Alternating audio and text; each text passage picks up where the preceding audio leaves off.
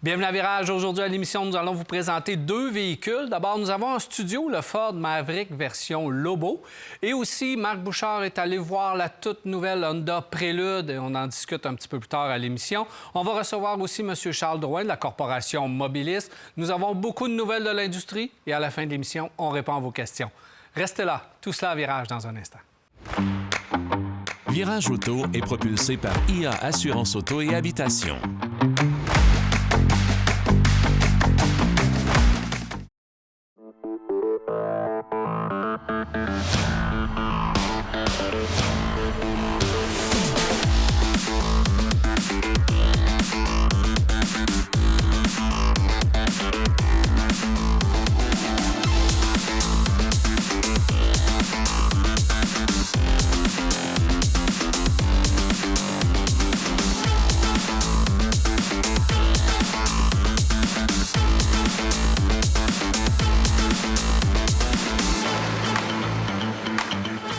Avec moi aujourd'hui à l'émission, Jacques, bienvenue, Marc Bouchard. Salut, messieurs. Salut, Daniel. Ça va bien? Oui, très bien. En pleine forme? Ben oui. Faux. Bon.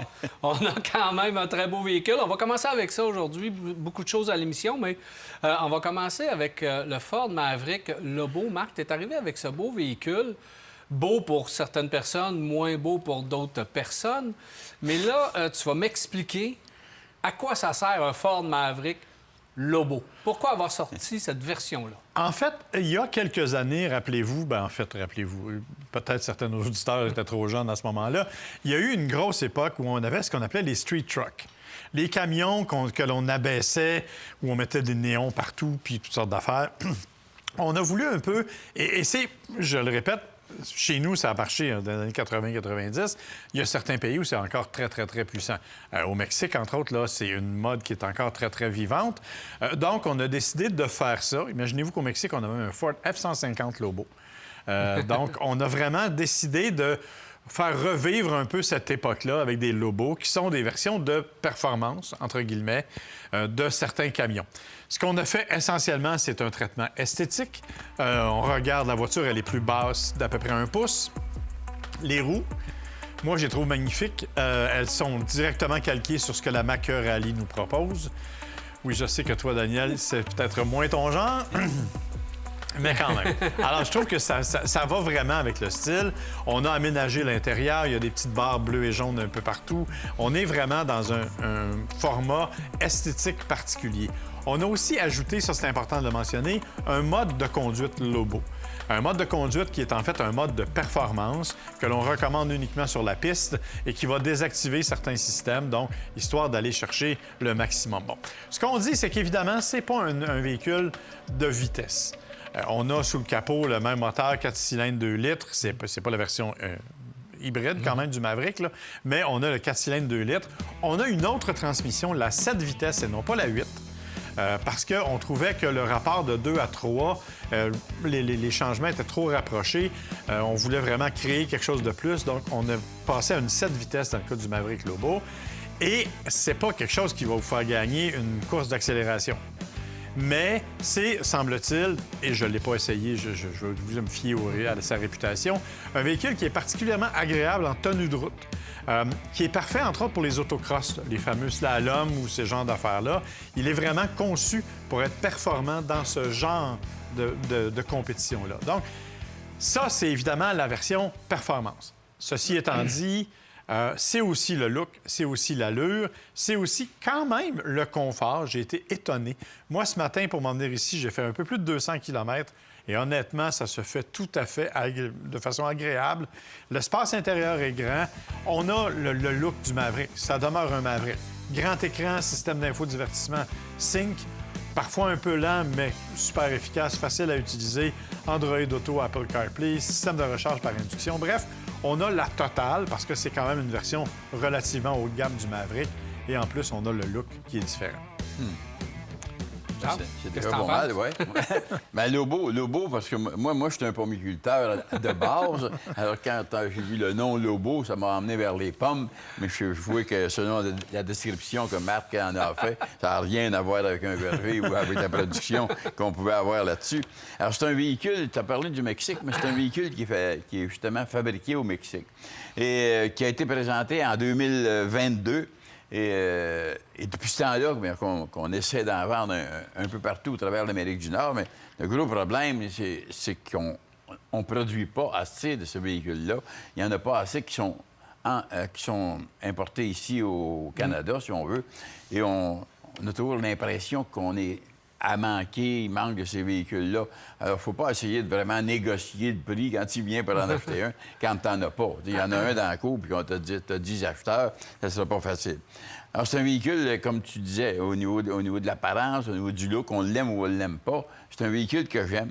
Je suis monté à bord, j'ai trouvé qu'on était bien assis, les sièges étaient bons, on est assis à une bonne hauteur. La calandre extérieure, elle est différente sur le Lobo que sur le modèle régulier, si on veut. Intéressant. Au niveau moteur, tout ça, le 4 litres, il y a des places qui, il me semble, j'ai lu 238 chevaux, 250 chevaux. Ça se situe autour de ça. Alors, si on s'arrange pour 240, 245, on va être correct. On va avoir du plaisir avec quand même. Il y a un bon couple, un couple de 275 livres. Je pense que c'est amplement pour ce type de véhicule-là. L'intérieur agréable, l'extérieur agréable, le comportement, comme tu dis, il est aussi agréable. Les roues, bien, ça ajoute à ce type de véhicule-là, qui vient avec le toit ouvrant, qui vient avec une belle intérieure. J'ai aimé ça, l'intérieur des portes avec les poignées de porte dont c'est fait pour attirer sur la poignée de porte pour la fermer. J'ai trouvé ça intéressant. J'ai trouvé qu'ils ont fait des belles choses. Je m'étais jamais vraiment arrêté à un Maverick, mais celui-là, il est drôlement intéressant. Je sais qu'il est aussi produit en mode hybride, oui. Qui peut être drôlement intéressant au niveau de la consommation. Et traction intégrale, on peut l'avoir justement en 4 roues motrices, c'est le fun. Le remorquage, dépendamment des véhicules, c'est pas un véhicule que je pense qui est vraiment fait pour faire du remorquage, mais qui va dépanner un certain nombre de gens, jusqu'à 2000 livres. Là. Et tu fais pas... Le 2 litres, tu peux aller jusqu'à 4000 livres dans le Maverick. Ben oui, mais pas dans le Pas Lobo. dans le Lobo. Le Lobo, c'est Lobo. 2000 livres. C'est 2000 livres. Et c'est ce qui limite un peu, entre autres à cause de la transmission dont je vous ai parlé tout à l'heure, là, et de la baisse des suspensions. Oui. Ben, moi, je pense, en tout cas, pour faire du chemin, là, c'est un bon véhicule, certain. Pas encombrant. Moi, j'aime pas les véhicules trop encombrants. Trop encombrants aussi sur la route. Qu'on le veuille ou pas, le nombre de pick-up qu'on a sur nos routes au Québec, on a toujours l'impression qu'on est en train de se faire passer sur le dos. Puis ils roulent, les gars qui ont des pick-up. Ils s'en viennent avec des miroirs larges de même à voir ça, après ces véhicules-là. Alors, tout ça pour dire qu'en 2024, il s'en est... J'ai écrit ça sur ma feuille à quelque part. Il s'en est vendu une quantité... je ne le retrouve pas. J'en ai vendu pas mal. J'en ai vendu pas mal. Mais effectivement, le Maverick est un véhicule qui est populaire parce que quand ils ont lancé le Maverick, ils ont sorti un slogan que je trouve est probablement la meilleure définition. C'est le camion pour ceux qui ne savent pas qu'ils ont besoin d'un camion. Peut-être. Fait que c'est vraiment un véhicule qui n'est pas là pour le travail. 2000 livres de remorquage. La petite boîte de 4 pieds et demi, écoutez, vous ne mettez pas grand-chose là-dedans. C'est juste un petit côté pratique. Mais c'est vraiment fait comme un VUS. Et on a voulu, avec le Lobo, pousser cet élément-là de dire... Écoutez, c'est pas fait pour travailler, c'est fait pour avoir du plaisir, c'est fait pour faire le minimum, mais ça va vraiment super bien. Comme Jacques l'a mentionné, le moteur, le couple est impressionnant parce que ça pèse pas grand-chose, ce véhicule-là. Donc, à 275 livres-pieds de couple, ça déménage quand on accélère. Je dois avouer que j'ai de la misère à comprendre. Ça a raison d'être. Tu sais, j'aime ça qu'on fabrique des versions différentes. Il y a une version très mort en route. Cette version-là que je comprends pas, mais qui existe, la Lobo. Alors qu'on n'est même pas capable de produire suffisamment de Maverick réguliers pour arriver à suffire à la demande. Ouais. On nous arrive avec une autre version où tu produis des véhicules comme ça, que d'après moi, ça va se vendre. Ça va être quand même... Ça sera pas un gros vendeur, là, le Lobo. Là. Je pense pas que comme le Trémor, c'est pas un gros vendeur non plus. Les modèles réguliers, hybrides et 2 litres, c'est les modèles les plus populaires. Les gens attendent après ces véhicules-là. On sort pour moi une version comme ça qui me semble à peu près inutile, mais bon, elle est là, elle existe, puis tant mieux, mais moi, je vois pas vraiment d'utilité à une version comme ça. Puis ça évoque des véhicules de performance. Oui. Il n'y en a pas de performance Ah, non, là-dedans. non. Ben, il y en a pas. Fait qu'il n'y en a pas. C'est très minime comme performance. Effectivement, c'est Sors là avec un Ranger où tu peux avoir un 2.3 puis tu peux y mettre peut-être un 2.7. Là, tu vas avoir de la vraie performance. Tu vas t'amuser puis tu vas avoir une suspension basse. Ouais. Mais j'ai de la misère à comprendre. Avec le Maverick, j'ai de la misère à comprendre. Fais-le avec le F-150, fais-le avec le Ranger. C'est une question de look, c'est une question d'apparence, tout simplement. Ah ouais. Et ça, c'est assez bien réussi de ce côté-là. Ouais. Petit détail, tu parlais d'hybrides. L'hybride a une très, très bonne consommation. Ça, Ford nous annonce 9,1. Moi, je peux dire que sur autoroute, j'ai fait 8,8 ce matin pour m'en venir ici. Ce qui est tout à fait correct. Pas exceptionnel, mais qui est correct. Puis dans l'hybride, ils sont à 5,9 à 6,2. C'est extraordinaire. Hybride, traction intégrale maintenant. Oui. C'est vraiment le véhicule à choisir si vous allez avec le Maverick. Puis je comprends pas non plus pourquoi la concurrence n'a pas encore répondu tellement le Maverick a du succès. Puis Il y a que c'est le véhicule à acheter. Il y a que Hyundai qui présente le Santa Cruz, qui est beaucoup plus dispendieux et pas tout à fait aussi efficace. Donc, effectivement, c'est un peu bizarre parce que c'est un créneau où ça se vend à tour de bras. Merci beaucoup, messieurs. Plaisir. Alors voilà, on s'arrête pour une pause et au retour, on s'entretient avec Charles Drouin de la Corporation Mobilis. Restez là. Car Expert, l'expert carrossier, vous a présenté cet essai routier. Car Expert à la fine pointe de la carrosserie.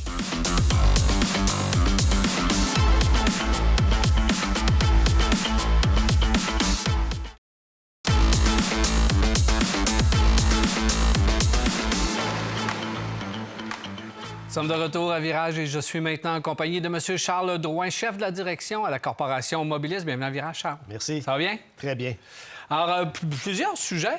Je sais que c'est tôt, mais on va quand même parler un petit peu du Salon de l'Auto, prochain salon qui va arriver Parfait. en 2026. Mais avant, il y a quand même eu une annonce importante de la part des gouvernements où on réduit l'objectif des véhicules électriques. Comment la Corporation a reçu ça, les membres, vos concessionnaires, comment ils ont reçu la nouvelle? Bien, premièrement, il faut se rappeler, Daniel, que le projet initial prévoyait un premier seuil d'imposition de 20 des ventes de véhicules électriques en 2026. Puis ça montait d'une façon graduelle jusqu'en 2035 à 100 des véhicules électriques de vente, bien évidemment. Et le secteur automobile canadien, par le fait même, nos concessionnaires automobiles, la grande région de Québec, tous nos concessionnaires membres de Mobilis, ont été sous forte pression au cours de la dernière année. Certains ont même eu des périodes, je dirais, plus difficiles, évidemment avec les droits de douane que le gouvernement américain a imposés dans le cadre de la guerre tarifaire qui s'impose entre les deux pays. Donc, évidemment, ça a été bien reçu, ça c'est sûr et certain. Ça a apporté de la souplesse, je dirais, parce qu'il y a eu beaucoup d'incertitudes au cours de la dernière année de la part de nos concessionnaires. Donc, à court terme, je dirais que ça apporte un peu plus de stabilité. Parce que, Charles, excuse-moi de t'interrompre, parce qu'il y a une punition qui arrivait avec ça. Là. Donc, si tu n'atteignais pas le seuil de 20 30 bon, évidemment, là, un seuil que les gouvernements avaient mis en place. Le seuil fixé. Si ce seuil-là n'est pas fixé, il y a une pénalité. Oui, fait que là, il y a financière. des constructeurs qui ne trouvaient pas ça drôle. Là. Fait que là, Effectivement. les prix, ça se... Bon, Il y a une on sait que c'est répercussion toujours le éventuellement consommateur qui paye sur au bout de les la prix, ligne. c'est ça. Et c'est important, tu m'ouvres la porte, Daniel, il n'y a pas un concessionnaire qui est contre la vente de véhicules électriques. Ben non. Mais il faut bien comprendre que cette transition-là, elle ne peut pas se faire plus rapidement que le consommateur, lui, est prêt à évoluer, à changer ses habitudes de consommation. Puis c'est sûr et certain qu'initialement, les coûts des véhicules électriques qui étaient plus élevés, le réseau de structures de recharge rapide qui était plus ou moins efficace également, a nuit justement à l'adoption des véhicules électriques. Là, ce qui va être intéressant de suivre, de voir, c'est comment le gouvernement du Québec va répondre, je dirais, à la décision du gouvernement fédéral là, qui nous a annoncé il y a quelques Cette temps. décision-là va arriver quelque part cet automne aussi. On On le pense souhaite. que ça va suivre. On le souhaite. Ça va suivre le fédéral. Oui, oui, oui. Je pense qu'il faut être optimiste. Ah, absolument, Ça va aller on dans travaille ça. fort. Puis les concessionnaires, même sur les métiers de l'automobile, donc tout le monde va en bénéficier. Oui, puis c'est un autre bon point parce qu'on n'y pense pas souvent, mais les mécaniciens, justement, au sein de nos concessions, on doit les former pour qu'ils soient en mesure, justement, de répondre aux consommateurs. Lorsque la majorité des véhicules sur le marché vont être des véhicules électriques, ça prend des gens qui ont les compétences, qui ont les connaissances également pour réparer ces véhicules-là. Charles, chose importante, en 2026, le Salon de l'Auto va revenir en 2026, évidemment. Je sais que c'est tôt pour en parler, mais sauf que habituellement, à peu près ce temps-ci de l'année, on a le Salon du véhicule électrique. Et là, les deux salons ont fusionné maintenant. Parle-moi un peu de cette décision. Oui. Bien, premièrement, on recule. Quand on a démarré le Salon du véhicule électrique à Québec, ça, c'est en 2019. Pour moi, dès le début, c'était indéniable que le Salon du véhicule électrique allait se fusionner un jour avec le Salon de l'Auto parce que le Salon de l'Auto allait présenter en grande partie, en grande majorité, des véhicules électriques. Ah oui. Et là, on a commencé le Salon du véhicule électrique, ça allait super bien. La COVID est arrivée. Ça a bouleversé l'ensemble de l'industrie des salons de l'auto canadiens. Et ça a également fait en sorte que les manufacturiers ont revu leur stratégie de marketing, leur stratégie de mise en marché, et plusieurs manufacturiers se sont désistés des salons de l'auto. Donc là, ça mettait beaucoup de pression chez nos concessionnaires. De un, parce que nous, à Québec, le Salon de l'Auto est en grande partie opéré par des concessionnaires. Même chose pour ce qui est du Salon du véhicule électrique. Il y avait donc une pression financière en plus de nos concessionnaires. Après ça, on s'est rendu compte au cours des dernières années que l'intérêt du consommateur était de moins en moins présent pour ce qui est du véhicule électrique. Puis le troisième élément, l'année passée au Salon de l'Auto, presque le tiers de nos véhicules présentés sur le plancher étaient soit des véhicules électriques ou des hybrides branchables. Donc, à la lumière de ces informations-là, le conseil d'administration a pris la meilleure décision, c'est-à-dire de fusionner les deux salons. Les deux salons. Fait qu'évidemment, on va en reparler pour essayer de savoir quelles nouveautés puis qu'est-ce qu'il va y avoir, les dates également. Oui. As-tu déjà les dates? Oui, ou... c'est du 3-8 mars prochain au Centre de foire à Expo-Cité. Notre soirée bénéfice avant-première, le 2 mars. Donc, déjà, tout est settlé. Oui. Fondation Mobilis, vous avez battu un record de dons au tournoi de golf, au dernier tournoi de golf, puis vous avez un nouveau président. Oui, tu étais justement d'ailleurs à notre tournoi de golf, donc ça a été une journée incroyable. Comme tu l'as dit, un record, près de 94 000 qui a été amassé. Tout ça grâce à la collaboration de nos concessionnaires automobiles et bien évidemment à nos partenaires qui sont toujours présents lorsqu'on fait des activités de financement. Puis ce qui est le plus beau dans tout ça, c'est que 100 de l'argent qui est récolté est remis à des gens qui en ont besoin, des gens qui vivent avec des problèmes de mobilité. Et tu l'as bien dit également, on a un nouveau président parce que c'était Claude Plamondon de Saint-Raymond Toyota qui était dans la fondation et même comme président depuis tout près de 10 ans. Et là, il cède les rênes à Francis Labbé, qui est actuellement directeur général chez Honda de Capitale. Claude a fait un travail exceptionnel au cours de son mandat. Il a amené la fondation beaucoup plus loin, il a augmenté son rayonnement. Et Francis va s'assurer de poursuivre la mission, justement, qui est de faire une réelle différence dans la vie des gens qui en ont besoin, des gens qui ont des problèmes de mobilité. De mobilité, voilà, que c'est pour une bonne cause. Charles Drouin, chef de la direction de la Corporation Mobilis, merci beaucoup. On se revoit bientôt, mon ami Charles. Avec plaisir. Alors voilà, on s'arrête à Virage et on vous revient.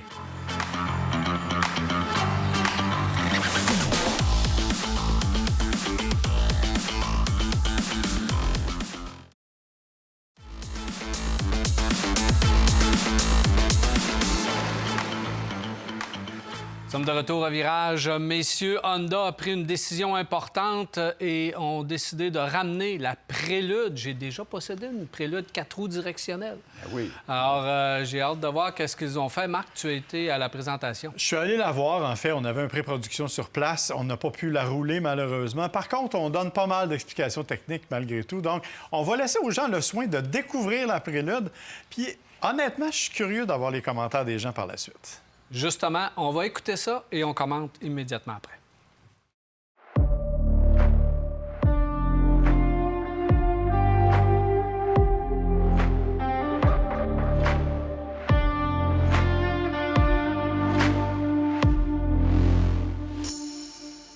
Alors, il y a des autos qu'on a vraiment hâte de conduire, qu'on a vraiment hâte de voir en vrai. C'est le cas aujourd'hui, c'est la Honda Prélude. Pourquoi on vous dit ça? Bien, parce que ça fait 25 ans que la Honda Prélude avait disparu de nos écrans au Canada et partout au monde.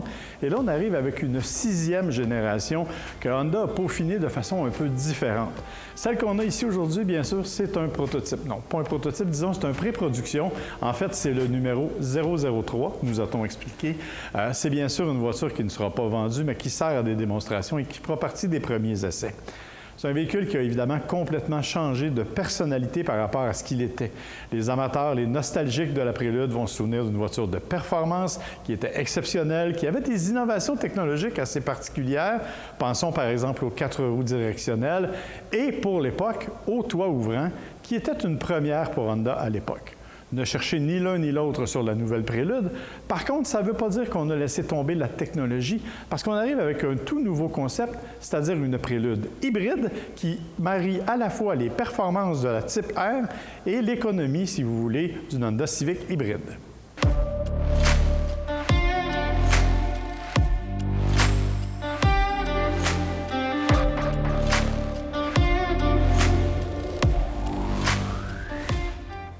Comme vous pouvez le voir, cependant, on a préservé l'aspect sportif de la voiture parce qu'on s'est inspiré d'un planeur pour la dessiner.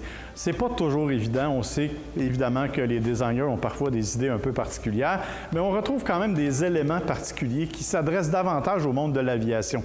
Pourquoi? Bien, par exemple, prenez les roues qui sont définies presque comme une aile d'avion. Ça donne vraiment une idée du style. On le voit aussi avec la silhouette. Il y a plusieurs éléments qui ne sont pas sans rappeler cet élément-là. La preuve, regardez aussi les phares qui sont eux aussi dessinés avec une arête, une aile, un peu comme une aile d'avion. Pour le reste, on est dans un véhicule coupé avec un toit plongeant vers l'arrière. Oubliez cependant les hatchbacks traditionnels. On a ce qu'on appelle un liftback. Oui, c'est un hatchback avec un espace de chargement particulier. Je dois vous dire cependant que la nouvelle Prélude, c'est un 2+2. C'est-à-dire que vous êtes 2 confortables et 2 personnes qui ne veulent absolument pas embarquer avec vous à l'arrière parce qu'il n'y a définitivement pas d'espace. C'est bien sûr réservé à des très petits enfants. Les adultes n'y sont jamais confortables, mais ça existe et c'est possible d'utiliser cet espace-là pour y placer du chargement notamment. Vous avez, je l'ai dit, beaucoup d'espace de chargement à l'arrière et une ligne de toit qui, bien sûr, s'abaisse, qui rend aussi l'espace un peu inconfortable pour les passagers arrière. Pour le reste, c'est dans la partie avant que je trouve que la Prélude se distingue. Regardez notamment le nez. Regardez des petits éléments particuliers aussi qu'il faut savoir. Parce que la voiture, elle est hybride, mais nulle part sur le véhicule s'est inscrit le mot hybride. On le sait par des petits éléments bleus. C'est le cas notamment avec les freins. Regardez les étriers qui sont bleus, mais il y a aussi d'autres éléments, notamment dans la partie avant, juste au côté du diffuseur. Il y a une ligne bleue centrale qui caractérise l'hybride. On retrouve la même chose dans la partie arrière. Le style est évidemment très racé. On ne connaît pas le coefficient de friction. Ça n'a pas vraiment d'importance. Ce qu'on veut savoir, c'est vraiment comment le véhicule va se comporter sur la route. Et c'est au niveau mécanique qu'on a aménagé tout ça. Pourquoi? Parce qu'on a utilisé une plateforme qu'on connaît bien, celle de la Civic Type R, qui est la plus performante des Civic, bien entendu. On a aussi emprunté des éléments de suspension à l'avant notamment, ainsi que le châssis, pour permettre une conduite qui est plus sportive. Mais attention, ça ne veut pas dire que la Prélude va être inconfortable. On a plutôt choisi d'aménager un peu ces suspensions-là pour donner une certaine sportivité, mais pour en faire aussi un véhicule que l'on peut utiliser quotidiennement sans difficulté et sans trop souffrir. Bien sûr, à l'arrière aussi, des suspensions adaptatives qui sont nettement plus efficaces et nettement plus confortables. Bref, dans l'ensemble, on a essayé de marier à la fois ce que la Civic nous propose et ce que la Type R nous propose dans un véhicule au style assez unique. Du point de vue de la mécanique, on a un 4 cylindres 2 litres qui fait 200 chevaux, qui fait 232 livres-pieds de couple, pour une consommation moyenne annoncée de 5,4 litres au 100, ce qui est à peu près l'équivalent de la Honda Civic hybride actuelle. Et pour l'avoir testé, la Civic, ça fonctionne. Donc, pour la Prélude, on devrait avoir à peu près la même chose. Ce qui est cependant particulier, et on m'a bien averti du côté de chez Honda, de ne pas parler de CVT dans le cas de la Prélude, mais d'une transmission qui est directement liée aux roues. Donc, il n'y a pas littéralement de transmission à proprement parler, c'est beaucoup plus direct. Ça permet d'avoir justement une conduite plus directe et une conduite plus sportive.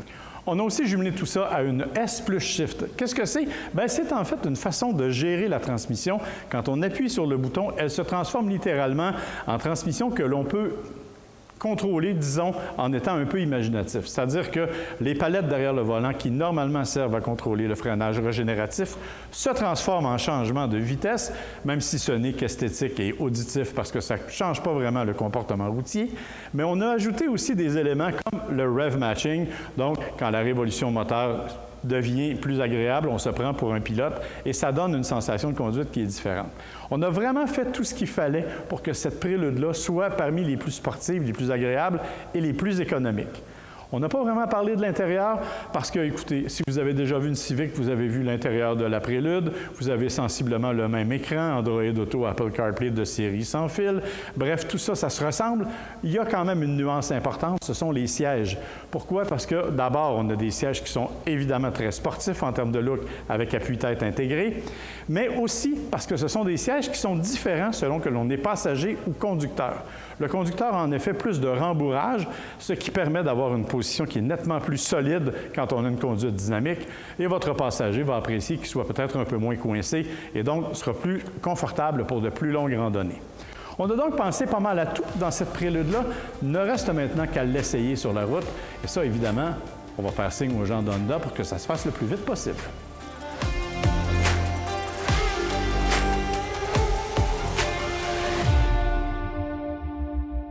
Alors voilà, nous sommes de retour et Marc, très intéressant. Bravo pour ta présentation. Maintenant, pour ce qui est du véhicule, là, moi, j'étais un peu déçu, étant donné que j'en ai déjà possédé une, que j'ai vraiment aimé cette Prélude. Là, on arrive avec une Prélude un peu mélangée parce qu'on est allé puiser dans les tablettes des éléments mécaniques qu'on a ici et là. On a sorti un nouveau design. Moi, j'aurais aimé qu'on soit inspiré de la génération début des années 90 avec les phares carrés. On a toujours eu ça pendant longtemps. On aurait ramené un petit clin d'œil à la Prélude. Là, on s'en va complètement. On dirait une Civic coupée 2 portes, hybride. Mais Puis, c'est tout. C'est le plus gros défaut, en fait. Les gens qui sont des maniaques de Prélude disent qu'il n'y a aucun lien avec l'ancienne Prélude. C'est ça. À part le nom. Je sais à quel point toi, Persuadé, c'est un beau véhicule qui va bien aller et qui va être le fun. Aucun doute. Mais qu'est-ce que ça l'apporte dans la gamme? Et l'autre élément, c'est que la Prélude a toujours été une espèce de laboratoire où on nous amenait des nouveautés. Tu as parlé des 4 roues directionnelles. La Prélude, c'est la première voiture qui a eu un toit ouvrant du côté d'Honda, par exemple. Alors que là, on arrive avec quelque chose que... Écoutez, on a pris une Type R, on a enlevé quelques affaires pour la rendre plus confortable. On a mis un moteur de Civic hybride, puis on a dessiné autour. C'est un peu ça qu'on a fait. Et là, moi, ce qui m'inquiète, je vais être franc, c'est le prix. On ne sait pas encore à quel prix ce véhicule-là sera vendu, mais il ne sera pas donné, là. On s'entend pour dire que ça va être plus cher qu'une Honda Civic hybride. Donc, est-ce qu'il y aura un intérêt? Tu vas-tu aller payer 55 000 pour une Prélude qui a ce look-là, 200 chevaux, ou tu vas payer 51 000 pour une Type R qui n'a pas l'économie de carburant, mais qui a 300 chevaux? Donc, je ne sais pas à qui elle s'adresse exactement, pour être honnête. Moi non plus. T'aimes-tu ça, Jean? Pas vraiment. Tu sais, je suis déçu. Je suis déçu parce que je m'attendais à quelque chose de différent. Et au niveau de la ligne, c'est vraiment pas pratique non plus. Tu sais, c'est un 2 places. Tu sais, on a appelé ça 4 places. Tu sais, je me souviens que quand il annonçait... C'est pour les assurances. C'est pour les assurances, parce que ça n'a aucun bon sens. Mais moi, tu sais, Honda a tellement besoin, il me semble, d'une petite voiture, une belle petite voiture qui arriverait, qui serait en bas de la Civic, qui permettrait de prendre le marché, de donner un coup extraordinaire. On dirait qu'ils n'ont aucun intérêt à aller vers ce type de véhicule-là. Tu sais, moi, je me disais, un S2000, au moins, tu sais, c'était joli, ça avait de la gueule, ça a une valeur de l'achat, c'est intéressant. Mais ça... Moi, ça T'as raison, c'est une petite voiture. On va en reparler. On va refaire le procès de cette voiture-là, qui est belle, qui va bien aller, puis je suis persuadé... Bien construite. Bien construite et tout, ça va être durable, rien. Mais dans leur façon de ramener les autos, là, je suis pas content. L'Integra, on peut pas dire que c'est un retour glorieux. Prélude, je ne sais pas qu'est-ce qu'on va faire, mais on va peut-être aussi briser le nom. Alors là, il faudra faire attention du côté d'Honda. Puis tu as raison, c'est une Fit qu'on aurait eu besoin. Bien, c'est ça. Exactement. Fit 4 portes abordables, comme on a toujours eu chez Honda, des petites voitures abordables. Ouais, alors que là, la Prélude, en plus, là, on n'en a pas peu parlé, mais l'intérieur, on a vraiment misé sur des matériaux plus haut de gamme. Oui, ça a l'air d'une Civic, mais les sièges sont vraiment plus haut de gamme. Les matériaux... Tu sais, on n'est pas... C'est pas un véhicule abordable. L'autre question, cependant, c'est combien on va vraiment en vendre et combien on va vraiment en avoir. Parce que la rumeur veut que ce ne soient même pas tous les concessionnaires Honda du Canada qui soient capables de mettre la main sur une au cours de la prochaine année. Donc, on veut avoir un véhicule un espèce de poster véhicule. C'est un peu ça qu'on a voulu faire avec la Prélude, je pense. Merci, messieurs. Plaisir. Alors voilà, on s'arrête à virage. Et au retour, les nouvelles de l'industrie. Restez là.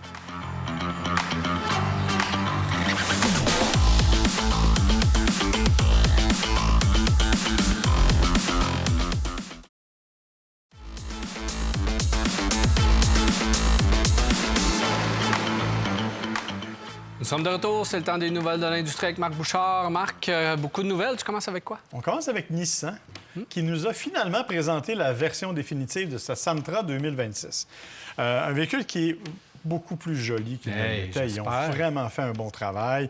On avait eu un premier aperçu là, avec le véhicule chinois, mais là, bon, évidemment, c'est la version qu'il y a. Donc, on a vraiment modulé l'esthétique aux alentours de ce qui va ressembler un peu à la Leaf 2026, là, avec la partie avant. Ouais, mais c'est mieux réussi que la Leaf. Oui.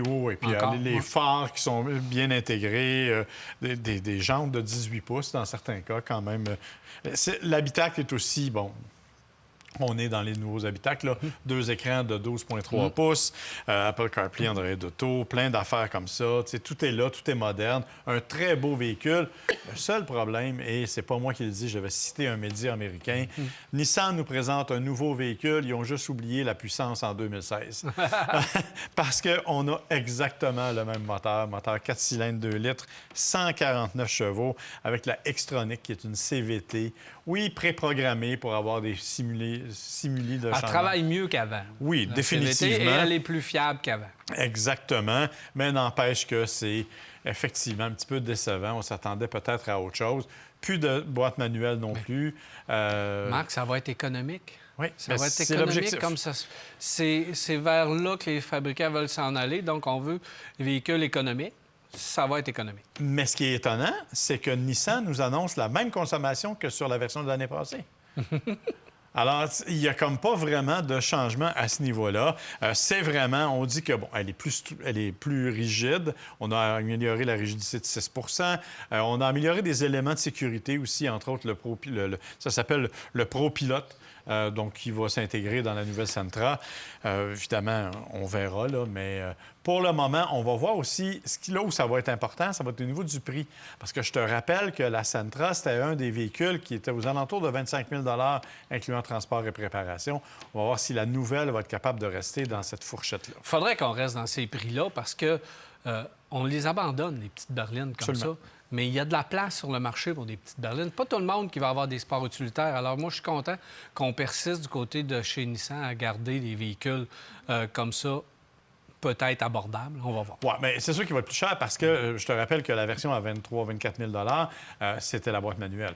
Donc là, on arrive avec des automatiques. Inévitablement, ça va être un 1500 2000 de plus. On va se rabattre sur la Versa. Exactement. C'est ce qui va ressembler. Dans les séries de nouvelles qui ne nous surprennent pas tant que ça, Jeep vient d'annoncer qu'il n'y aurait pas de Gladiator 4XE. On sait que, bon, il y en a du côté du Grand Cherokee, il y en a du côté du Wrangler. Le nombre de problèmes qu'on a enregistrés avec les 4XE du côté de chez Jeep, ça a été énorme. On a rappelé que, bon, en hiver, ça ne fonctionne pas vraiment. Il y a eu des risques d'incendie, ça n'a pas été le fun. Donc, on a finalement décidé d'abandonner l'idée. Donc, il n'y aura pas de Gladiator 2026 en version 4XE, ce qui est correct, là, parce que je pense que, de toute façon... Sais-tu quoi? Je m'attends à ce que le Gladiator, peut-être, va quitter la... C'est ce que j'étais pour dire. C'est pas le véhicule qui est le plus populaire et c'est un véhicule qui est extrêmement dispendieux pour ce qu'il propose. Pas sûr qu'il atteint les chiffres de vente qu'on avait voulu. Et à mon avis, on arrive avec un nouveau Cherokee 2026. Pas un grand Cherokee, mais bien un Cherokee. On devrait nous procurer, on l'espère, d'autres modèles plus électrifiés dans les formats plus petits. Donc, que le Gladiator... On va se rabattre sur un Jeep 100% électrique bientôt. Bien, il va y avoir qui s'appelle... Grosse nouveau... Jeep, là, 2026, ça va être une grosse année. Là. Effectivement, oui, parce qu'ils ont le véhicule fin 2026, électrique. dans quelques semaines, mois, le Cherokee va arriver. On va vous le présenter, d'ailleurs, dès qu'il va arriver. Et après ça, il va y avoir plusieurs nouveaux véhicules en 2026. Exact. Alors, donc, je pense que c'est... Stellantis va repartir. Je pense qu'ils vont remonter un peu la côte là, à partir de 2026. Je pense qu'ils se sont positionnés, là... Et là, on va souhaiter que ça va marcher. Et ils mettent beaucoup d'efforts sur Jeep, d'ailleurs. Exactement. Dans la série Mercedes, qui va nous présenter, et ça, je le dis parce que, honnêtement, ça me fait un peu plaisir, un bébé Classe G en version électrique. Tu sais que moi, j'aime beaucoup le Classe G. C'est un véhicule, en fait, si j'avais tous les moyens du monde, c'est le véhicule que j'irais me chercher, version électrique ou pas, d'ailleurs. Mais là, on a vraiment présenté des esquisses. Parce que l'image qu'on présente à l'émission, c'est une espèce d'images rendu, Photoshop. Là. Ouais. Mais il y a effectivement... c'est le directeur de la technologie chez Mercedes qui l'a annoncé. Il y aura effectivement un Mini Classe G. On dit que c'est une nouvelle architecture, c'est un nouveau véhicule, une nouvelle façon de procéder. Donc, on verra ce que ça va donner. Évidemment, le Classe G électrique, on ne l'a pas. Moi, en tout cas, je ne l'ai pas encore essayé pour de bon. Je devrais l'avoir d'ici quelques semaines. Ça devrait donc arriver, mais je suis curieux de voir ce que ça va donner. Quelle bonne idée. Si le prix est intéressant, moi, c'est vraiment une bonne idée parce qu'il y a une rumeur chez Toyota qu'on sortirait un bébé Land Cruiser aussi. Oui. Donc, probablement sur la base du RAV4 ou une affaire comme ça. Quelque chose comme ça, là. Mais ça, c'est une bonne idée, là. Oui. Mais si on est capable d'avoir des petits VUS, disons, abordables, entre guillemets, oui, ça pourrait être Le vraiment G, le fun. c'est 200 000. Électrique, c'est même plus que ça. Du côté de chez Porsche et Volkswagen, les choses ne vont pas très bien actuellement du point de vue financier. Écoute, chez Porsche, on a vraiment complètement changé d'orientation. Oui, on garde le Cayenne hybride, Cayenne électrique qui va arriver d'ici la fin de l'année. Ça ne change pas. Mais tout le reste passe au tordeur ou à peu près. C'est-à-dire que, bon, tu te rappelles que récemment, on avait annoncé que les 718 Boxster et Caïman étaient pour arriver en version seulement électrique. On avait d'ailleurs refait l'architecture strictement pour un modèle électrique. Bien, finalement, on va avoir des versions à essence et des versions hybrides. Donc, on conserve ça. Même chose du côté de tous les autres modèles. On va prolonger les Panamera et les Cayenne thermiques, alors qu'on avait dit qu'on arrêterait. Et non, on les prolonge au-delà de 2030. Donc, on est vraiment dans un changement important. 6 milliards de dollars US de pertes prévues pour le groupe Volkswagen-Porsche. Évidemment, Porsche dit que c'est de la faute à Volkswagen dit que c'est de la faute à Porsche. Mais dans l'ensemble, c'est vraiment pas le fun. Ils ont mis en pause leur usine de batterie parce que probablement que l'inventaire était largement suffisant par rapport aux ventes qu'ils font. Donc, honnêtement, c'est pas la joie du côté de chez Volkswagen. On ne se relève pas du diesel, de la crise du diesel. On a viré électrique, mais pas vraiment de la bonne façon. En Amérique du Nord, on s'en tire pas si pire avec les ventes, avec les véhicules qu'on a, mais on va devoir peut-être couper dans la gamme en Europe, puisqu'il y a des véhicules complètement inutiles. Mais on a besoin de se réorienter du côté de Volkswagen. Tout à fait, tout à fait. Et histoire de te faire plaisir, Ford est en train de faire l'essai d'une Ford Mustang hybride. Je sais à quel point t'aimes étendre la gamme de produits Mustang. Alors, ils sont en train d'essayer, effectivement. Et ça, c'est confirmé, là. Ça s'appelle la S650E. C'est vraiment une architecture technique hybride pour une Mustang. Donc, on ne parle pas de version électrique, on ne parle pas de VUS, cependant. On parle vraiment de la Mustang pure et dure, telle qu'on la connaît, mais avec une motorisation hybride. On ne sait pas quand, mais ça serait avec le V8. Ce serait avec le V8, mais on ne sait pas... Parce que c'est dû, là. On est dû pour une nouvelle génération, là, du côté de la Mustang. Puis on est dû pour passer un coup de barre. Oui. Seulement une version électrifiée ne sera pas suffisant pour la Mustang. On a besoin d'arriver avec quelque chose d'un peu plus excitant. Là. La dernière génération a déçu bien des gens. Oui, effectivement. Les Corvette ont fait un coup de barre, etc. Donc, on doit arriver avec quelque chose d'excitant pour les gens. Puis une simple électrification, ça ne sera pas assez. Tout à fait d'accord. Surtout les puristes, ils n'en veulent même pas. Non, exactement. Mais en même temps, on vend plus de Mach-E qu'on vend de Mustang ordinaire. Et voilà. Merci, Marc. Ça fait plaisir, mon cher. Voilà, c'est tout pour les nouvelles de l'industrie. On s'arrête et on va. Ce segment est une présentation du réseau des garages recommandés CAA Québec et de B-Lepage Autoservice. Visitez caaquebec.com pour trouver votre garage.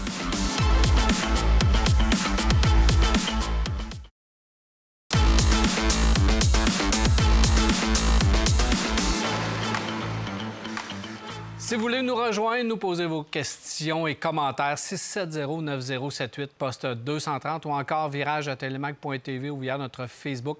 C'est les façons de le faire et on vous lit en grand nombre. Merci de le faire. Marc, on a eu une question Facebook, justement? Question intéressante, en fait. On en a plusieurs et je réponds souvent au fur et à mesure, mais celle-là, je la trouve intéressante. C'est M. Danjou qui dit « Moi, je suis intéressé par le Toyota Corolla Cross.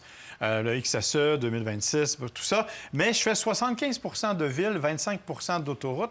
Est-ce que ça vaut la peine que je paye le supplément pour avoir la version hybride? » Bien, étant donné que son kilométrage est en ville, moi, je dis que oui, ça vaut la peine. D'autant plus que c'est les versions qui sont un petit peu plus économiques, mais avec une Corolla Cross, ça ne change pas énormément. Non. Mais fiabilité, valeur de revente, un petit peu d'économie. Donc, moi, je pense que ça va à peine. Ouais, moi aussi. Moi aussi, parce que la valeur de revente, mais le premier point, c'est l'économie qui va toujours être là tout le temps, qui va avoir la voiture. Et le matin que tu as besoin de défaire cette voiture-là, Alors, j'imagine que tout le monde va courir après. puis comme vous dites, 75 en ville, c'est là qu'elle est efficace, en fait, au niveau de l'hybridation. Absolument. Donc, effectivement, alors, M. D'Anjou, achetez-la donc hybride. Achetez-la hybride. Rémi, lui, il demande, je regarde pour un BMW X3, location ou achat, je ne le sais pas encore. C'est mon premier BMW et est-ce que je dois m'inquiéter de la fiabilité? Puis maintenant, c'est réglé pas mal, la fiabilité, même que le X3 est rendu un des véhicules probablement les plus fiables de l'industrie. Exactement ce que j'étais pour dire. Ils se sont tellement améliorés au cours des dernières années, BMW. Ils ont vraiment amélioré la fiabilité à plusieurs niveaux. Et le X3 est vraiment le fun. Quant à la location ou l'achat, évidemment, c'est votre situation particulière qui va déterminer qu'est-ce qui est le mieux pour vous. Mais il n'y a plus de problème. Et la valeur de revente du nouveau X3, elle a littéralement explosé tellement les commentaires sont élogieux. Depuis 2018, l'année modèle 2018, subséquente, c'est les modèles là où ils ont gagné énormément en Absolument. fiabilité. Absolument. Mais ils ne pouvaient pas descendre bien plus bas. Ça aurait arrêté complètement. Alors, tout ce qu'il fallait, c'est que ça remonte. C'était pas fin, ça, genre. Mais c'était ça, pareil. Joanne en demande, est-ce que vous avez essayé le nouveau Tiguan? Je le trouve très beau et ce serait mon prochain achat pour 5 ans. Non, moi, je ne l'ai pas essayé encore, la version améliorée. C'est vrai qu'il est beau. Il est vrai très qu'ils beau. ont bien réussi le coup de crayon. Moi, mon problème du Tiguan, en fait, c'est qu'il est toujours sous-motorisé par rapport au poids qu'il propose. Si pour vous, c'est pas un problème, si pour vous, la puissance du moteur n'a pas d'impact, allez-y. Il est très beau, il est pratique, il est polyvalent, il est bien pensé, mais il est sous-motorisé. Puis ça, pour moi, ça me dérange, mais il faut bien que je chasse quelque chose. C'est le seul vraiment défaut particulier, là. Un peu plus dispendieux peut-être au niveau entretien, au niveau service que certains autres modèles.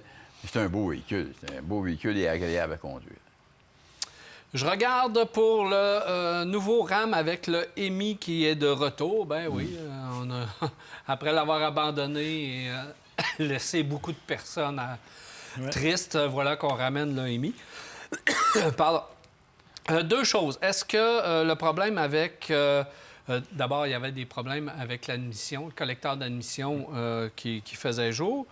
Et l'autre chose, c'est au niveau de la garantie qui n'est pas transférable. Donc, c'est 2 points qui inquiètent.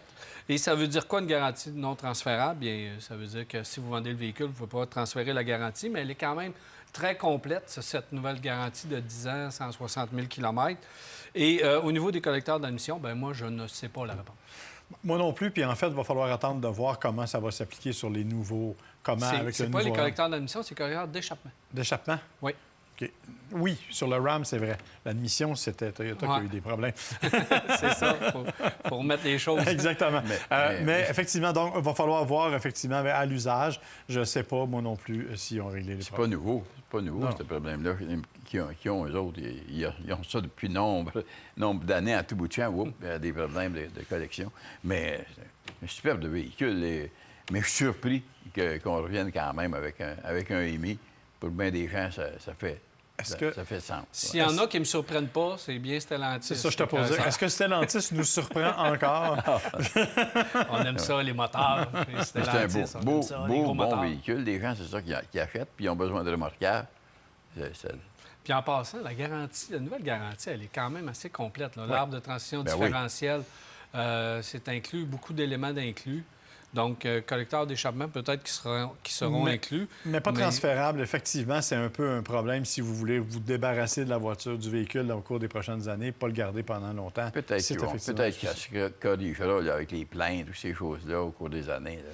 Oui, je comprends. Je sais pas. Mais il ne faut pas attendre 10 ans. Je vais acheter un Toyota Matrix, 186 000 km, bien entretenu, pneus d'hiver. Est-ce que c'est un bon achat? Je n'ai pas l'année. J'aurais aimé avoir l'année, mais il reste que... Est-ce que le Toyota Matrix n'a pas été une des meilleures voitures de l'industrie au complet? C'est un véhicule qui n'a jamais eu de problème. Puis je ne sais pas pourquoi, en fait, ils ont abandonné ce genre. En fait, je sais, parce qu'il y avait l'entente avec GM, puis c'est l'usine Camille qui a abandonné. Mais c'est effectivement un véhicule qui n'a jamais eu de problème, à ce que je sache. Très bon. Mais c'est un... ceux qui n'ont pas entretenu, généralement, ils ont entretenu, qui ont rouillé, ils se sont mangés dans le bas des portes, là, ces choses-là. Mais en dehors de ça, s'il est beau, mécaniquement, Indestructible. oublie Donc, ça prend inspection minimale, essai routier, vous assurer que ça ne cogne pas dans les suspensions, Ouais. que tout va bien, puis acheter ce véhicule-là, si le prix vous convient. Pas vraiment dispendieux non plus à entretenir. Ça, c'est intéressant. De la pièce partout. Ouais. Exact. Mario, il regarde, en fait, il cherche un Porsche Macan dans le véhicule d'occasion, autour de 2019, 40 000 km, et il a trouvé un Cayenne 2019, 40 000 km, les deux, non, je m'excuse, 41 000 le Macan a 117 000 km, puis le Cayenne a 103 000 km. Donc, au même prix, même année, il y a le choix entre un Cayenne ou un Macan. J'ai dit là, je suis tout mêlé. C'est quoi? Je m'attendais pas à ça. C'est- Donc, normalement, tu prends le Cayenne. C'est quoi que tu aimes le mieux? Ça dépend du moteur, par exemple. Ouais. Tu sais, il y a des versions, il faut voir que... Non, quels c'est sont le les- moteur 3 litres. OK. Dans les Puis deux cas? dans le Macan, c'est le 2 litres. OK. Bien, moi, la question se pose pas. Moi, j'irais vers le Cayenne. C'est même oui. pas une question, là. C'est vrai que le Cayenne, en principe, nous en donne plus pour notre argent. Le Macan, il y en a énormément à vendre usagés, à ma grande surprise.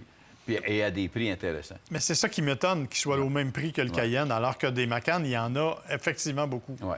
Exactement. Alors, allez-y pour le Cayenne. Moi, Allez-y c'est ce pour que le je fais. confort, l'espace, évidemment, ça va vous donner un véhicule qui est vraiment très, très bien. Oui ou non? GV70 2020. Oui. Oui. 21. Ben oui. Oui, VGV 70, peu importe l'année, oui. Oui. Ils sont tous bons. Ils sont tous bons. Comme vous autres, vous êtes bons. Merci. Caroline, on vous le dit pas assez. Donc, bienvenue, Marc Bouchard. Merci beaucoup. Ça fait plaisir. Merci. Alors, voilà, c'est tout pour Virage. J'espère que vous avez apprécié. On se revoit la semaine prochaine pour une autre édition de Virage. Bonne semaine.